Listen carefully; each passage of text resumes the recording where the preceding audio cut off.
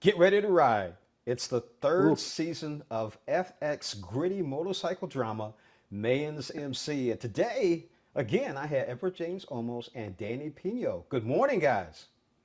Good morning. Good morning, James. How you doing? I'm doing pretty good. I'm going to start off with Edward James Olmos. Tell us a little bit about your character and what we can expect in season three. It's a season that if you've kept up with it, hopefully people that are going to watch it are not jumping in on the third season, first episode of the third season, because it's going to be really difficult for you. It's hard enough when you've taken the whole ride because it's been over 18 months since the last time we were together and showing episodes of what the life was inside of the Mayans MC. But my character is, after season two, is completely destroyed. And it's the whole 10 episodes of the third season is about reckoning. And I got to tell you, every single character has to come to terms with what they've put themselves into. And that's when it becomes really incredible, because basically you start to learn intimate understandings of character. And this is a much more character driven season than ever before. And I have to take my hat off to all the actors, especially Danny, and to everyone that has been in front of camera, because the work that was done this year has been unprecedented. And people will understand it once they see the very first episode. Just understanding the characters come to life in such a strong way. And it's been 18 months since we've last seen these people. And all of a sudden they jump on and man, it's as if we just left them. And we did. And the story starts about 2 months after the end of the second season. So when it starts up, everybody's not is stuck inside of where they were in the end of the second season by only a couple of weeks after. And boy, I got to tell you, it's devastating. It will really rivet you to the screen. And thank you. All right, Danny, tell us about EZ and what's happening with him this season.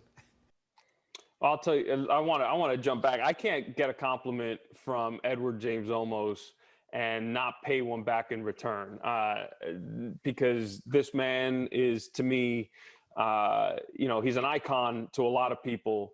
But to me, he's a personal hero. That word gets thrown around way too often nowadays, and it's almost lost its meaning. But for me, I mean that as an artist. I mean that as an activist. I mean that as a storyteller, as a producer, as a trailblazer. So for me to be here and to listen to Edward James Olmos give me a compliment and me not pay one in return, that's just not going to happen. So now that I've done that, because he deserves all of it. I tell him all the time, his back must be really bad because he has so many people standing on his shoulders that that he requires a really strong back. But in terms of Miguel, Miguel Galindo, he's suffering from a devastating loss at the end of season two, and you're going to see the repercussions of losing his mother and him trying to figure out what his true north is in season three, what his responsibility was for her death.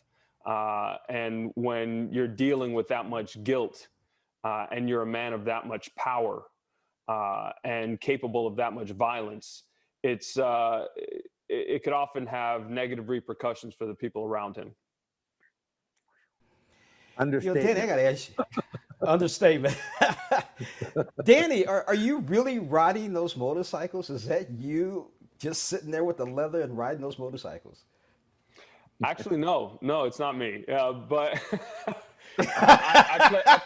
I play Miguel Galindo. I play the head of the Galindo enterprise, which a lot of people call the cartel. He would Uh-huh. call he would call it a corporation.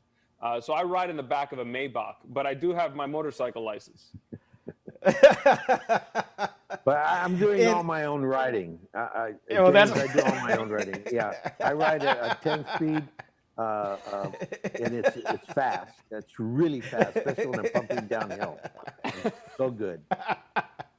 So speaking of which, how much do you work out? Because according to Danny, you got to have a strong back, man. I work out a lot. I do a lot of swimming, and I do a lot of walking, and I do a lot of hill climbing.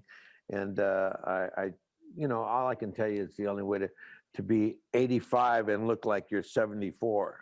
Okay, and staying strong and healthy. But all I can say to everyone is this year on Mayans MC, please understand one thing.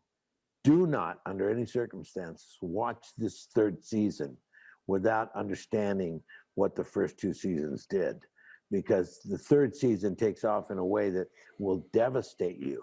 If you're not ready for this season, I don't know what to tell you, because basically you're going to find yourself scratching your head and going, "My God, who watches this show?"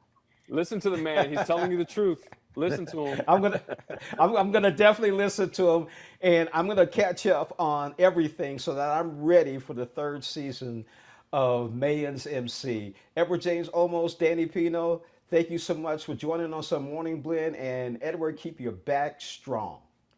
I will. Thank you, James.